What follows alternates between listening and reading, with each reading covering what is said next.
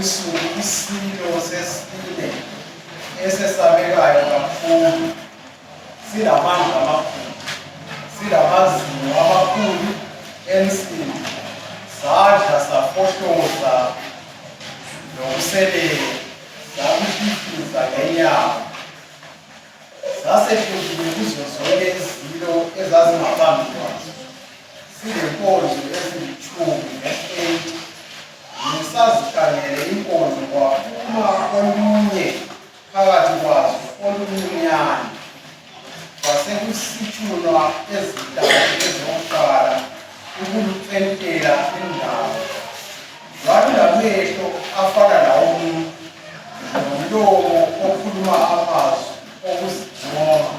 Verse 8 nguye wethopic ethi yona ophuma kwaleprofethi ethi umbuso ngophondwana oluncane. Umbuso ngophondwana oluncane. Amavesi esiwabalulekile athi kwakunesilo sesine. So ngemva kwesilo sesine kwaba nesilo sakuqala nesesibili nesesithathu uDaniel azibonayo.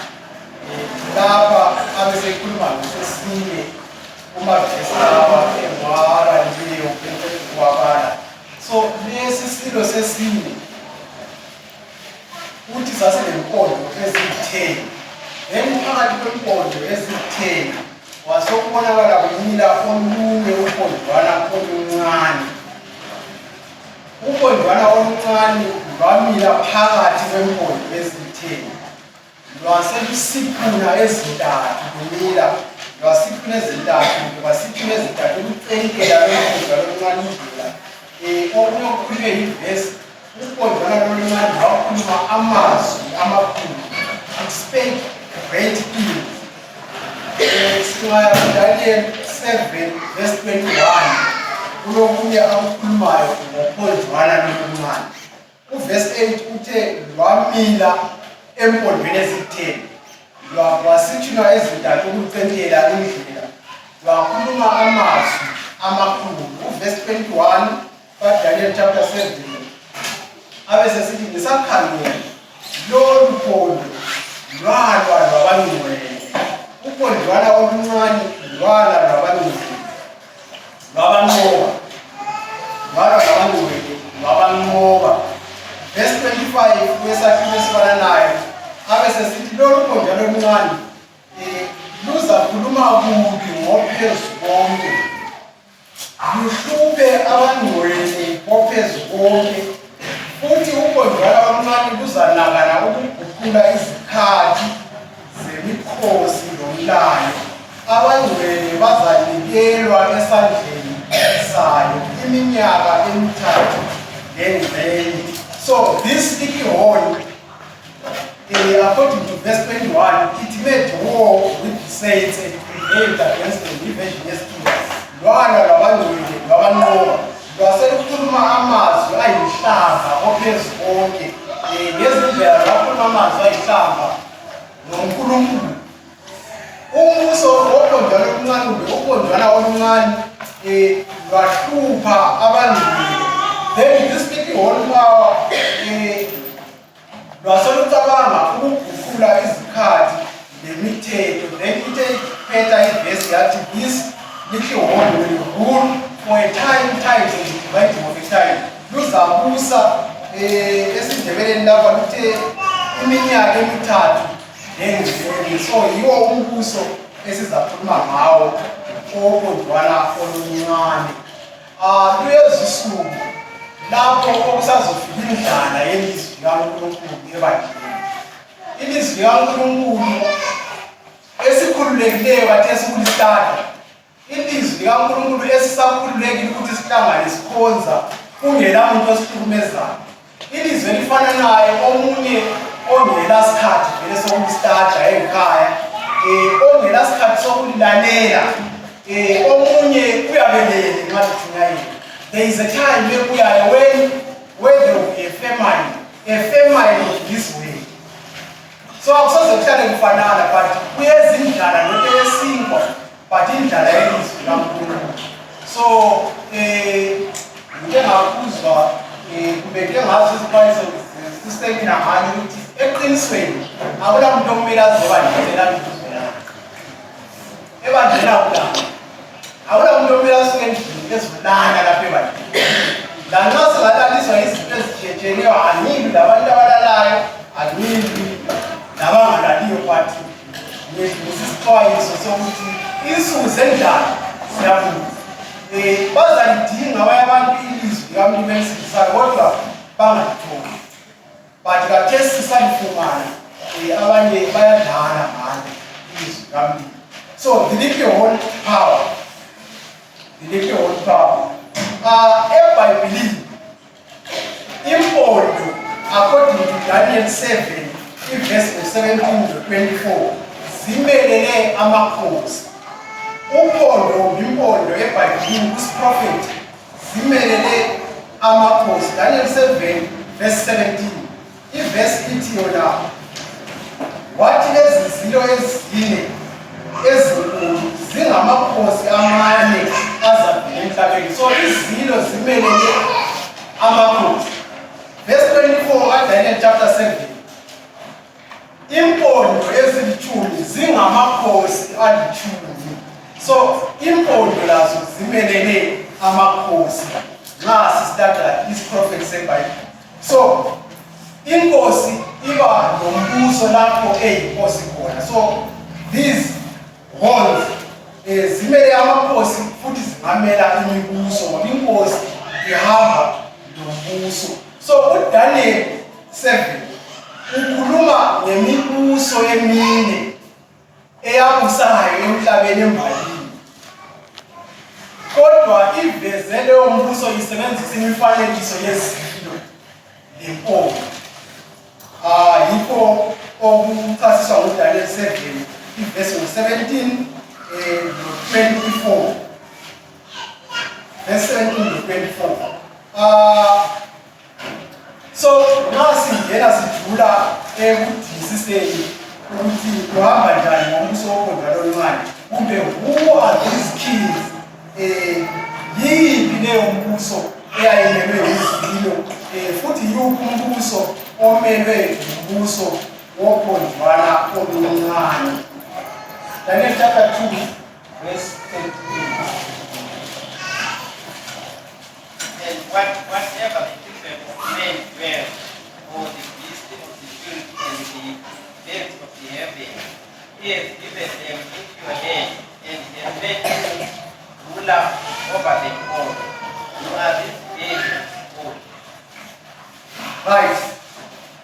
All this sikhuluma ngoDaniel 7 kodwa uDaniel 2 verse 8 iye iyosanzukubalwa nguye osungula kuhle indaba esikhuluma ngayo so uDaniel chapter 2 noDaniel chapter 7 ama-chapters la akhuluma ngento efananayo kodwa uDaniel chapter 2 avezwe imibuso leyo ivezwe esithombeni esaphutshwa nguNebukadneza then uDaniel 7 umbono ofananayo umlimi sewubonisa uDaniel kodwa wona usuveza imibuso leyo ngezilo so uDaniel chapter 2 verse 38 uyasitshela ukuthi uNebukadneza inkosi yeBhabhiloni ephutsheni likaNebukadneza wabona isithombe esasilekhanda legolide ikhanda legolide lalisesithombeni esaphutshwa nguNebukadneza lesilo sakuqala lesesabona nguDaniel kwakubili kumelele umbuso kaNebukadneza oweBhabhiloni so umbuso wokuqala isilo sakuqala kwakuyiBhabhiloni umbuso omelwe lesi silo eyabusa iBhabhiloni kusukela ngo605 kusiya ku539 BC wakubusa iBhabhiloni iBhabhiloni ensukwini zanamhlanje Iraq itholakala endaweni ye-Iraq last time ngathi ngidlulisa olunye udaba lapha ngeNiniva ngathi iNiniva Spain yanamhlanje ngayenza i-mistake nayo ise-Iraq khonapho aso Spain but Iraq so umfanekiso wesilwane esilamaphiko wawungumfanekiso vele owawusetshenziswa embusweni weBhabhiloni so isilo sakuqala asibonayo esingazange sisibale sasiyisilwane asibona sinamaphiko engqondo so khonoko kwakumele umbuso weBhabhiloni okwaNebukadneza then ngemva kwesilo sakuqala uDaniel wabona isilo sesibili esasilibheki uDaniel chapter 7 verse 5 wawuyibhele wayibona ilama ribs amathathu emlonyeni wakhe. So ibhele lathi belele umbuso owalandelayo ngemva kombuso weBhabhiloni. Daniel chapter 5 verse 28 kusiya ku-30 ubhalele just ukuconfirma ukuthi umbuso owalandelayo yuphi. uDaniel lawo uyawuqamba umbuso owalandela ngemva kweBhabhiloni. Your kingdom will be divided and given to the Medes and Persians. 29. Then Belshazzar gave the command, and they exalted Daniel to the table and put a chain of gold around his neck, and made a proclamation concerning him that he should be made ruler in the kingdom. Alright. That very night, Belshazzar, king of the Chaldeans, was saved. Right, so umbuso weBhabhiloni ngesikhathi umbuso uBelshazzar unebhane zasefile wahlasela umbuso wamaMedes namaPersians wawuhlasela wawunqoba. So umbuso owalandelayo ngemva kweBhabhiloni ngamaMedes namaPersians amelwe yisilo lesi asibona sinjengebhidi singemva kwezintathu emlonyeni waso. So uDaniel uyasiqamba. So ukuphakama one side ukuthi amaPersians they were more powerful than amaMedes. Imbambo ezintathu zimelele amazwe amathathu anqotshwa ngamaMedes namaPersians as they were rising into power. That is Babylon, the Lydia, the Egypt. Then isilo sesine ukuthi wathi Daniel imedia Persia yabusa from 539 to 331 ithathe iBhabhiloni umbuso. Umbuso wesithathu wawubona unjengeleopard. uDaniel chapter 7 verse 6. Ileopard ayibonayo ukuthi yayinamakhanda ayi-4. Ileopard yayimele umbuso lawo owalandelayo. Daniel chapter 8 verse 20-21 iyakhuluma futhi umbuso owalandelayo ngemva kwamaMedes namaPersians wasibalela. The ram which you saw, having two horns, they are the king of Media and Persia. But the male goat is the kingdom of Greece. Right. The large goat that is between his eyes is the first king. Right, embonweni weRamu ngegoat ofuthi abawenza uDaniel uyaqamba umbuso wesithathu wabusa after amaMedes namaPersians. Uthi yena walandela iGreece. iGreece eyayithungalelwa ngu-Alexander wasesifo uAlexander. Then kwasokusala ileopard wayibona lamakhanda ayi-4. Kwasokusala umbuso wakhe usuthungalelwa ngama-generals akhe angu-4 iwamelwe ngamakhanda lana ayi-4 abonayo embonweni weLeopard. So from 331 to 168 BC iGreece layo yabuya yabusa umhlaba. Then indaba isilo sesine. Isilo sesine asibonayo Daniel chapter 7 verse 7 uyokhuluma ngesilo sesine asibonayo Daniel esabuya lazo yabusa after umbuso weGreece eyiyo esiyibhalileyo. So this fourth beast, lesi silo sesine lesi esilempondo eziyitheni yisilo esasimelele umbuso wesine. Umbuso wesine wawuyiRome.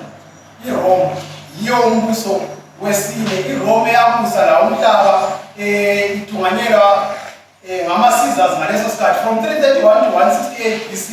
iRome yiyo eyabuyayo layo yabusa from 168 BC to AD 476. So owezinto konke lokhu kwagcwaliseka ngendlela iBhayibheli elalimuloke ngayo. So isilo sesine isilo seRome yikho lapho esasibona sokuzalwa loJesu laye uyephila ngaphansi kombuso wesilo. Even abafundi bakhe labo sibabona bephila ngaphansi kombuso wesine. So the fourth beast, the fourth kingdom yiRome. So the fourth beast yiRome. Then wasebonakala impondo eziyitheni kulesi silo sesine. Wasobonakala impondo eziyitheni kulesi silo sesine. Impondo lazo incazelo ithe ngamakhosi. So what happened to this fourth beast?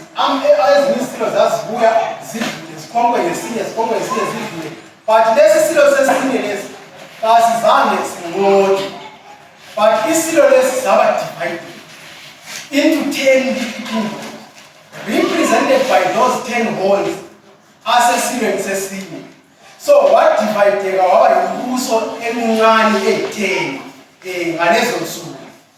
Kwakulama tribes atshiyeneyo aphuma ngaphansi kombuso weRome. So impondo eziyi-10 yi-divided Rome.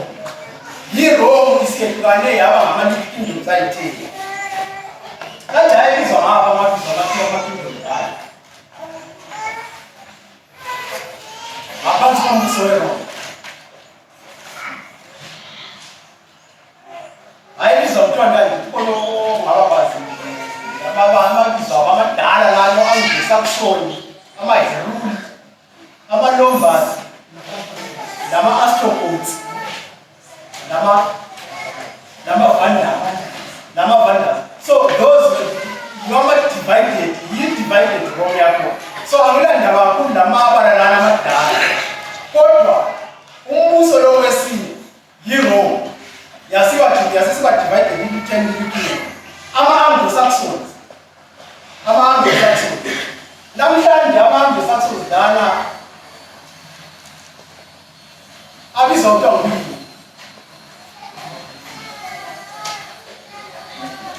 Lo mbuzo ufuqwa ukuthi ngifuna ukuthi sinanzelele ukuthi thina singaphi namhlanje. Kanti kusawuthi iBhayibheli sasingekho.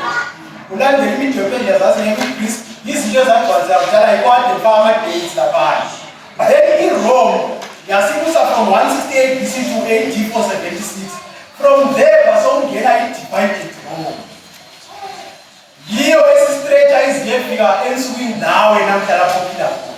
Nami lapho engiphila khona. Ama-Anglo-Saxons kumbe i-divided Rome namhlanje ibizwa kuthiwa yikuyini ngokuzwisana. Ngizambalekele into yokuthi ingabi ngibona izinto ngaba ongacela ukuthi ungamele umuntu ecabangele engcenye ukuthi hayi maybe i-divided Rome namhlanje ibizwa kuthiwa Europe. Siyavumelana ukuthi Europe. So i-divided Rome is Europe. Nxa sivumelana i-divided Rome yi-Europe yanamuhla. So ama-Anglo-Saxons ayizona yi-England yanamhlanje. Ama-French ayizona yi-France yanamhlanje. Ama-Ostrogoths ayizona yi-Austria yanamhlanje. Ama-Alamani ayizona yi-Germany yanamhlanje.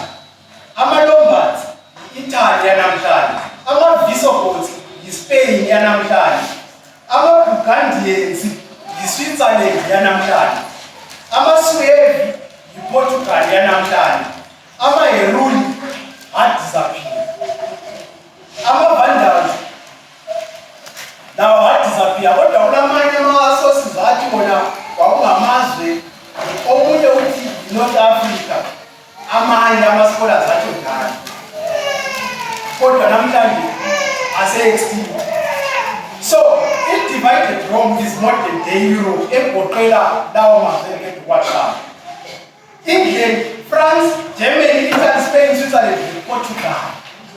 But andiyazi ukuthi khathesi senqamba sefu. What happened to the other three ngoba sike impondo zazitheni. Yizo zaphuma. Andizi ukuthi umpondo lo ncane usiphuma wasithi nezidala impondo. So yikho khathesi senqamba into ezingu-7. Modern day Europe, amazwe lawa amane yiyo Europe yanamhlanje. So the little horn power raises among the 10 horns ivumbuluka phakathi kwempondo ezitheni. Umuso wompondo omncane umila phakathi kwempondo ezitheni. Kutsho khona lokhu ngemva kokuchasisa izinto lokhu. Kutsho ukuthi sikhuluma ngombuso ovumbuluka kuliphi ikhona lomhlaba. Kuliphi ikhona lomhlaba? E-Europe, one. Ukhuluma ngombuso wompondo omncane. So the little horn raises among the 10 horns. The 10 horns stay divided Rome, which is modern day Europe. So umpondo omncane uvumbuluka phakathi kwempondo ezitheni. Kutsho ukuthi ngombuso ovumbuluke e-Europe. Now uvumbuluka ususiphula impondo ezintathu. The Vandals, the Heruli, lama-Ostrogoths, they were destroyed. ucente emqondololo indlela yakhe nemission yakhe kuthi ukuthi somehow lezi ezinye zazizaphambanisa okunye thile zathi zasuswa kumbe zadestroy. So this alcohol makes war with the saints. Lulwa nabangcwele. So this power ngumbuso ovukuluka uhlukumeza abantu abangcwele amakholo amaKristu. Kulo muntu owayikhangela ngembali ye-alcohol uthi yena over 50 million Christians were killed during this kind sombuso wokondwana omncane. They were killed by this power. Abanye befakwe ejele, abanye betshiswa, abanye bequnywa amakhanda, abanye benikelwa ezilwaneni ngezilo. So lo mbuso wawuhlupha kumbe wawahlupha amaKristu bahlupheka besifa. And nxa babesifa wawukhanya ngani balutho amaKristu ayengananga.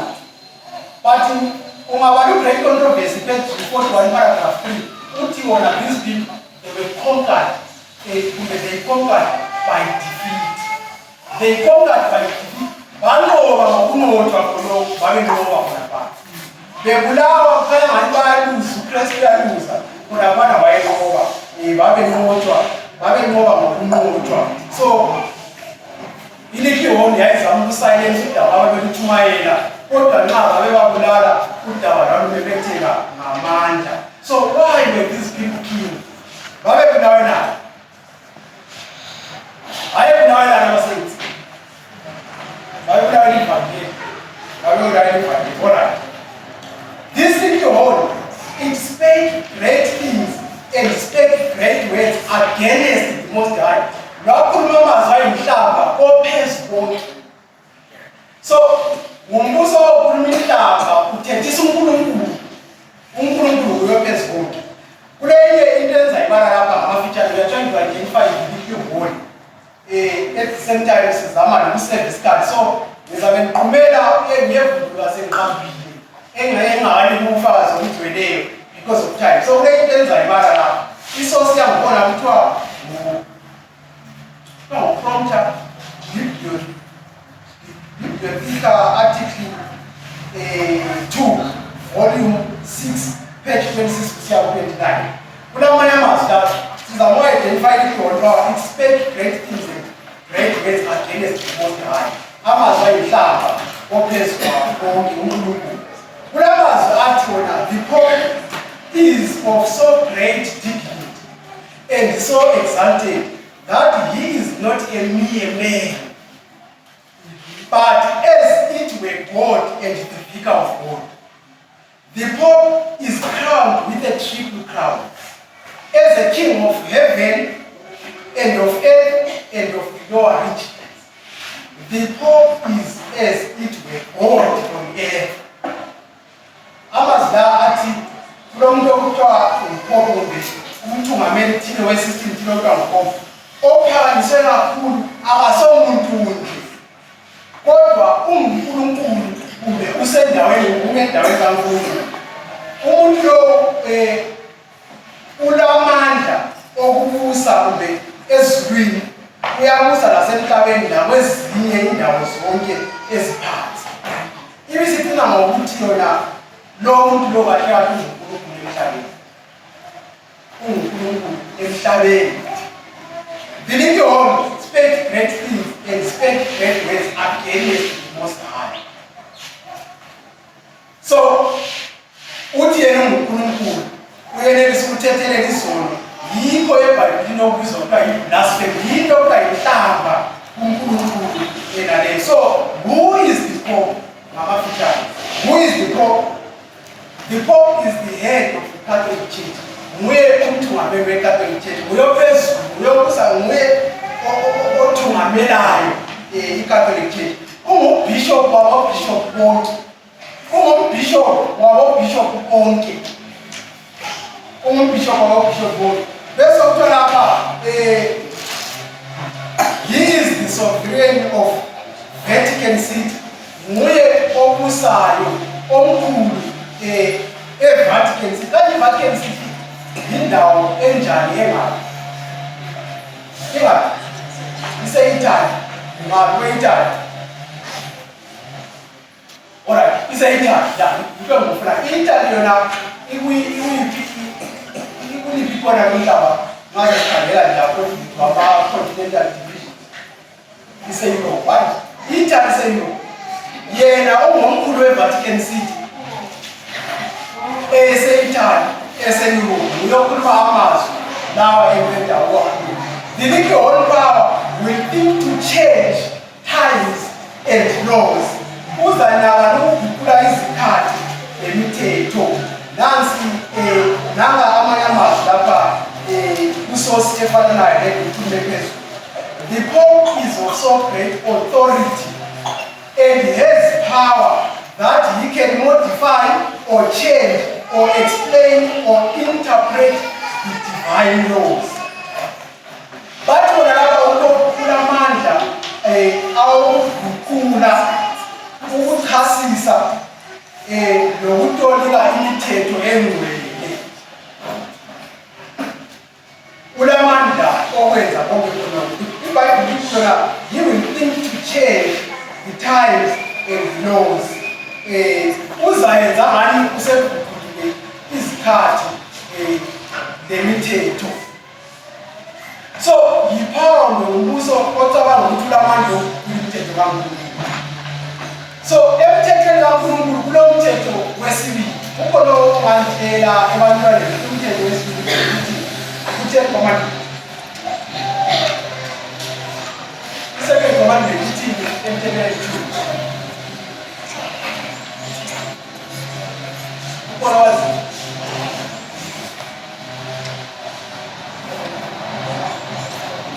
umthetho wesibili uthi ngani?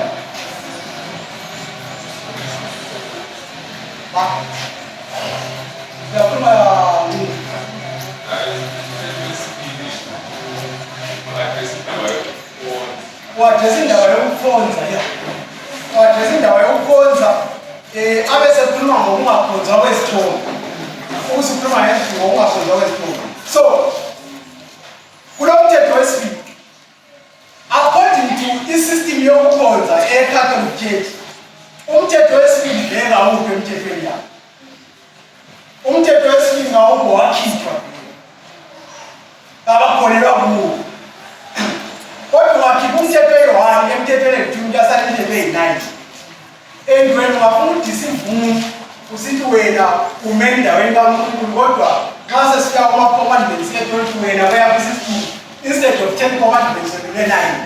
Kuyahle kucace kwesewala ukuthi hayi umuntu lo uphika uKristu. So ukupreserva inamba yale u-10 bakhipha umthetho wesi-2 then basebesiya divide umthetho wokugcina into 2 ukwenzela ukuthi kusale kulo kuli-10 commandments. So indaba sisitsho njalo ungangena emabandleni aKatholic Church ukhangele emidulini yake nanzele intubulane emidulini yabo around the church yake nanzele kulala kugcwele impikitsha kugcwele izithombe kugcwele impikitsha izithombe images of saints yathola eCatholic. So izithombe zikhona kuCatholic Church. So zidingana lapha bayenzani izithombe. Ngibuzele ukuthi mina ngangilawani eCatholic Church. Izithombe bazibona. Ziyenzani izithombe zakho? Yindaba sisithi ziyakhonzwa kuyinto okunanzelelekayo okanye kwenzakala ngokwenzakala lapho bakhona abanye abaphendukayo from the Catholic Church. Asikhothanyelwa izithombe yebo ziyakhothanyelwa bafika phambili bathi izithombe. So ziyakhothanyelwa ziyakhonzwa izithombe ziyakhothanyelwa but umthetho womlimi uthi izithombe kazingabazwa kazingakhothanyelwa but kweyabo system ziyakhonzwa ziyakhothanyelwa. So uzathola ama-images akoMary izithombe zikaJesu ziyakhothanyelwa izithombe. Now kule day yokukhonza eyakhethwa nguNkulunkulu wayibeka eceleni wayibusisa wayibonisa the 7th day Sabbath. Nasi sithi Sabbath uhamba kukalenda yamaRomans esiyisebenzisa kade Sabbath. Usuku lweSabbath likhona kukalenda likhona. So iSabbath kahle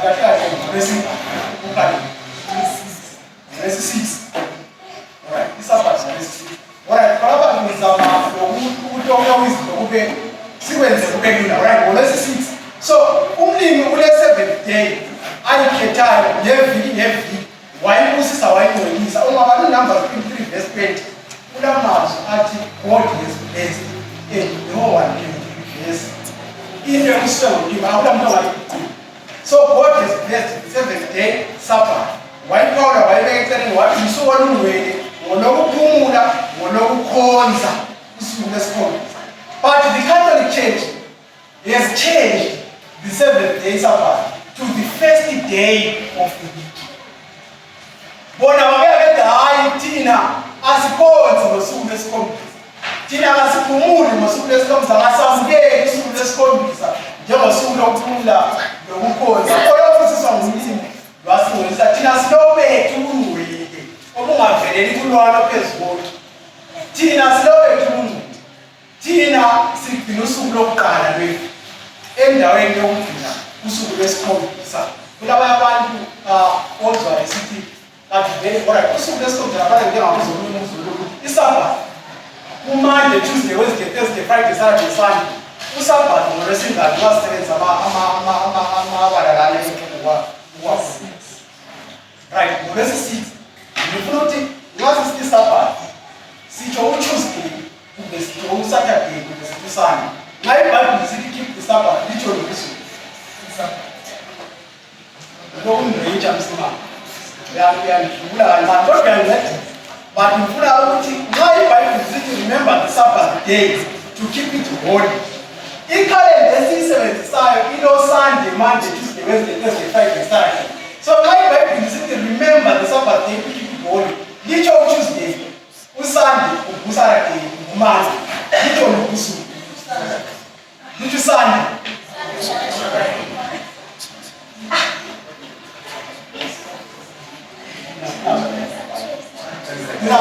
Okay, ucacisa umbuzo wakho. Alright, senza ukuthi wayini. Ngifuna mina according to the Bible. U7th day oyeBhayibheli loqondile uqondana nami usuku ukhalendisa. Ngapha kwa Saturday. Siyavumela ngeSaturday.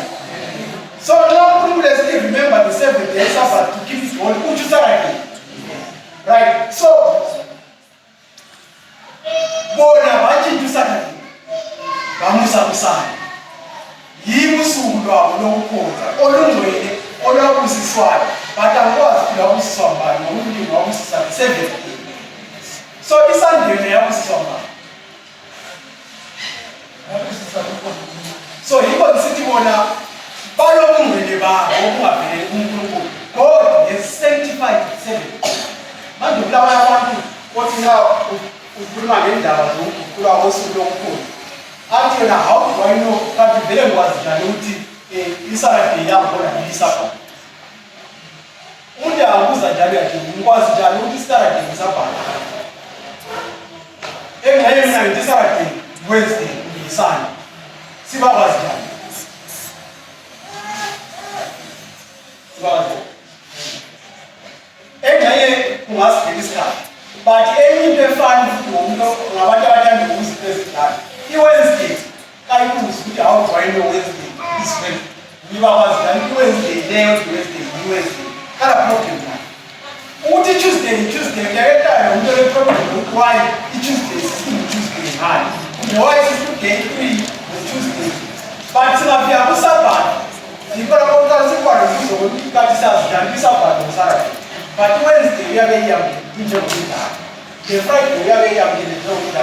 So kulendlela kodwa singatsho thana ngazo ukuthi sibe lesiphithi sokuthi iSaturday iSabbath. So yiyo iyafundwa from the 7th day Sabbath to the first day of the week. Ngoba bacabanga ukuthi banamandla okukwenza lokho. Bacabanga ukuthi banemandla okukwenza lokho. Ngoba uPsalm 89 verse 34 ithi yona ungaguquli, do not alter, do not change imithetho kaNkulunkulu. Then enye into yaguqulwayo yisikhathi. Kanti vele biblically usuku luqalisa nini ngoba ikhoza lithi ukuthi leSabatha vele sigcina kusukela nini siye phela nini. Usuku ukuthi namhla sisithi yiMonday. Lapho esifika khona simane ukuthi hayi akuseyiMonday sokuyiTuesday. Kunini? Then u-12 midnight wavelela. Ukuthi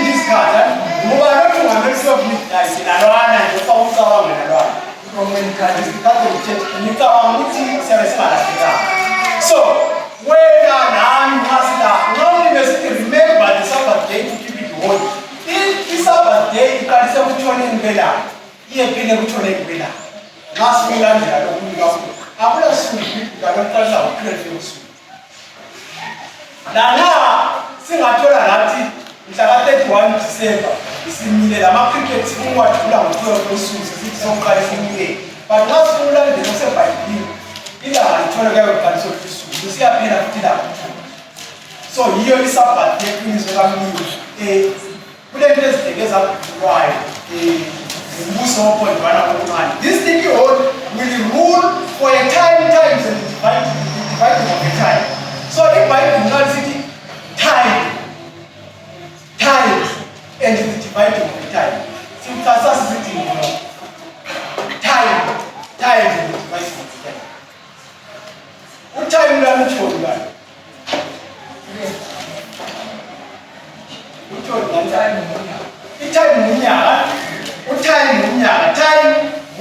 So time is just dividing of the time to just half year. So this little one power will rule for 3.5 prophetic days or years. 3.5 years. So uzabusa umbuso for 3.5 years, prophetic years. So last through prophets, usuku olulodwa one prophetic day. Ungaba Numbers 14 verse 34, Ezekiel 4 verse 6.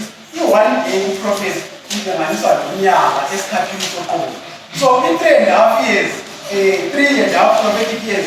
Nxa singayicalculate sisebenzisa day principle, in 3.5 years, iba yi-1,260 years. 1,260 years. So for 1,260 years, this equal power descends upon the for 1,260 years. So for that period.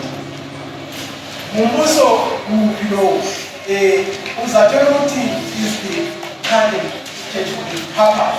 From 538 BCE to 1798, yikho lapha ipurpose yayivusa khona ibulala abantu wele kunesikhathi konke lokho kuyizinto ibikwenza okwesikhathi sonke sona leso nxa sifunda iBhayibheli. So thina namhlanje siphila esikhathini salowo salawo makhosi the 10 tours lapho kuvulwa khona umbuso wopondwana oluncane. So nxa sesisembuso wopondwana omncane, umbuso wopondwana omncane uzabusa kuze kube nini? Sisemaphethelweni. Eminye yabusa yadlula, iBhayibheli yabuya yadlula, imiDopedia yabuya yadlula, iGreece yabuya yadlula, iRome yabuya yasisiba divided into 10 little kingdoms, which is modern day Europe. Umbuso wopondwana omncane usuvulwa usisiba yipurpose ebuya ifukamele amandla ezepolitics lezenkolo ubusubusa until when? Until Jesus comes. Thina siphila kusiphi isikhathi namhlanje?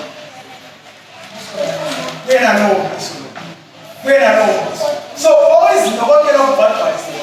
Kule nto eyi-1 esaseluthi igcwaliseke, kule linye elabona ngebhadi ezikhutheni elabuya latshaya isithombe lakhula labe ifake enkulu yagcwalisa umhlaba wonke. Umbuso kaJesu ozavuma kuze kube yini ongayikumuntu ngomunye yiyo esimeleleyo. So we are living in the days yeli-one power. Of course kunengi esingakhuluma kathesi kodwa maybe ngenxa yesikhathi thina siphila ngaphansi kombuso enalini. These 7 European countries nombuso wopondwana omncane yizo eziphethe inotho yonke yomhlaba, yizo ezinothileyo, yizo ezibamba umhlaba. Those 10 countries esiwaqambileyo yizo ezinesathwayo, yizo ezikhuluma kuzwakala emhlabeni, yizo ezidungamelayo, kanti futhi yizo ezibuya futhi nereligion ephikisana nereligion kaMlimi. Yikho lapho esiphila khona. So we are living in the last day. We are living in the last day. Umbuso wopondwana omncane yikho lapho esikhona. So So nxa ngihlala phansi lapha ngifaka isixwayiso esijwayelekileyo kakhulu. Uyabona indaba yokufundisa abantu ama-churches wonke ayamukela usuku lwesikhombisa yiSabbath, Saturday, njengosuku olungcwele olwabusiswayo uNkulunkulu wathi kakubunyelwe ngalo. All churches abayalayo they are simply following imithetho ye-Catholic Church, not imithetho yeBhayibheli. Umuntu wonke oyamukela olunye usuku olungaso 7 days Sabbath, Saturdays, ulandela imfundiso ye-Catholic Church, not yeBhayibheli. Lanxa abanye becabanga ukuba belandela iBhayibheli, but iBhayibheli ngasifuna ulandela ukuthi 7 days Sabbath.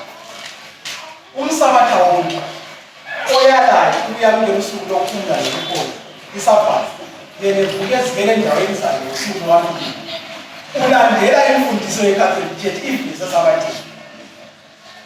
So yiyo into kuthiwa zimfundiso. Uyabona i-Catholic Church yona iyi-mother church, ilabantu bayo, amanye ama-denominations, amanye ama-churches aprotestayo from the Catholic Church. Beprotested ukuthi kunemfundiso eziphikisana neBhayibheli ku-Catholic Church.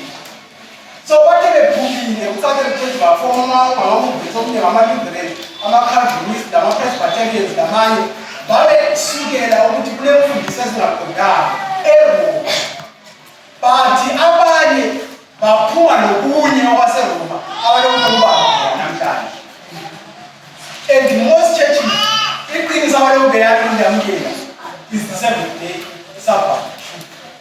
And yiliqiniso umlimo alithuma i-7th day Adventist Church khathesi kumbe kulezi nsuku ukuthi siphelela amanye, kodwa nanko okunye okulokungani kusamnyama kuma-churches nasemhlabeni. So if you are a 7th day Adventist, lawo ngumsabatha, umlimi uyamthanda esamama. Kunezinto ezinekumele sizibise, lami ngingapha kulento ezinekumele ngizibise. But ngibona ngalokunye okunqoba silo okumele sizame kibo kusekugcineni iSabatha. Ayinizwi ukuthi into yeSabatha kunasekutholeni kwelapha, niye ukutholeni kwelapha. Indaba zethu leziyana zokuthi thina sifuna utshayisa ngo-12 ufetsheni. Sowuphezulu khona lapho. Lokhu kutsho mina ngokucubungula kwami akubhalwanga ndawo. Hatha unikatho ke ingena Sabbath. Bangena ngo-8 bathi halala batshayisa Sabbath. Batshayisa ngoba ngo-9, 10 ngevethona abantu. From there sokugwayo ngo-12, 9 to 12 sokuphelile khona lapho. Kunephuma ngaba ucongregation nijabulela iphumile, yikho nathi esifuna ukukwenza abantu bethu. That's why bona abantu uyathayimela isikhathi. So abanye bavuka echechi ngamapasti 10 to 11 ngobana elanda into azokonza 1 hour. Ubona ngani engakithi usuku lonke uselahlekelwe isikhathi esiningi kakhulu esokwenza ezinye izinto zakhe. Yazi one thing enje ukuthi abanye ama-churches kube nzima ukuthi bajoyine i-churches kunezinto eziningi, but okunye kwakukhona bathi bona mina ngizonto kuyathola i-church. I-church ngingafuna into eyi-one ukuthi ayeke uspend the whole day. Kulabanye abacaphula ngento efana nayo khona la, kulabanye abacaphula ngento efana nayo. Kanti wena unengqondo bani? Unengqondo yomsabatha kumbe yomkhathesi? Uyabona lapha e-church kulabanye abantu abalokhu benitsalela abalengqondo yabantu abangaphonisiyo kulabekhona. Kube sokusiba nabanye abantu ababuya la akhangela ukuthi amanye ama-churches ayenza nayo kujabela kula-church ethole-10 namba lamazoma 9 evisebeqedile namba labanye nami lapha ngiyanzelisa up to divine sokuphelisa ngesihambile. Khonoko ingqondo lokhu uphikisana nalokho iBhayibheli. So laba asikonzi bafu ukhonza ilanga litshona iSabatha liphela litshona. Umlimi wathi yena efike engadini yasedeni langamazwe okufina lapho, wathi efike engadini yasedeni yazi wachiya etshele wadabula ivuthi akufanele abantwana babeningi labantu. Umlimi wayaza wathi ekubaningi futhi wayejayele ukubavakatshela engadini yasedeni benjalo babengambaleki. But the day sebewonile kuthiwa bacatshela umlimi, right, bagqoka namahlaba. So bacatsha umlimi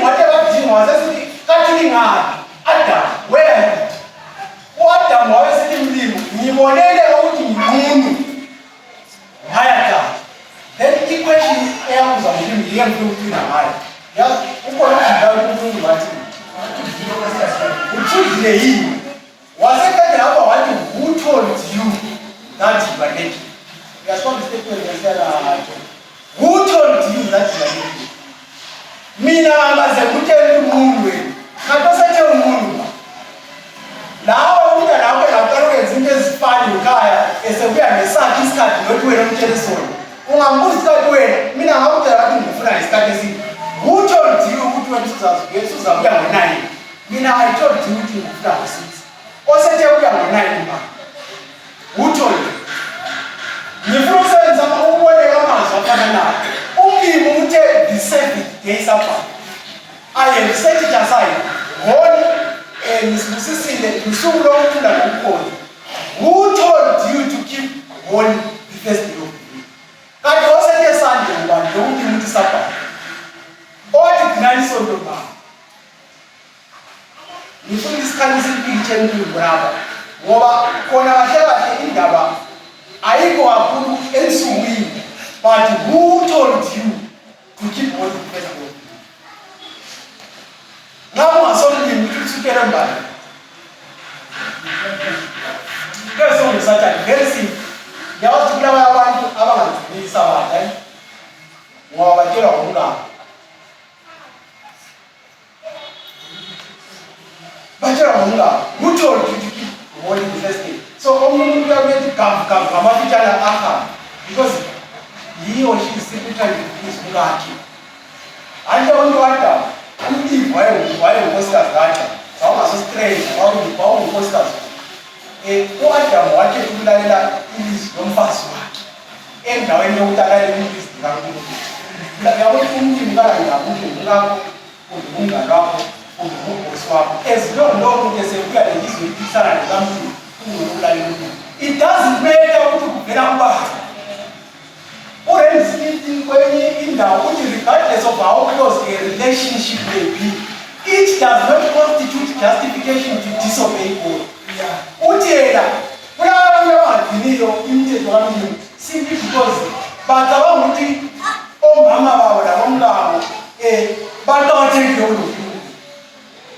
so there is coming a time. You die. This is serious business. We also see this one at home. Let's start having evangelism that we are not evangelism. There was a question from you was why the time soon but they are too. In a simple thing. So no one will be there. Enough is enough. So serious discussion and discuss all practice at that case. Don't give us good size and correct the good one.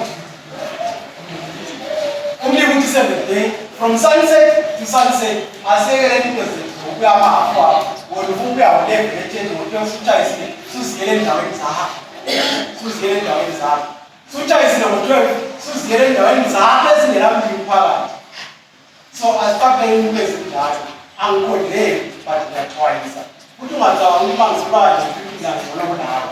That place is the so I want to get to this bed and die. We are Bonisa and twice. That will do this way to exist. Just keep the supper. It's a challenge to put this over. You can't do it. So, in the power is the cut of change the food is like. We must. Amen.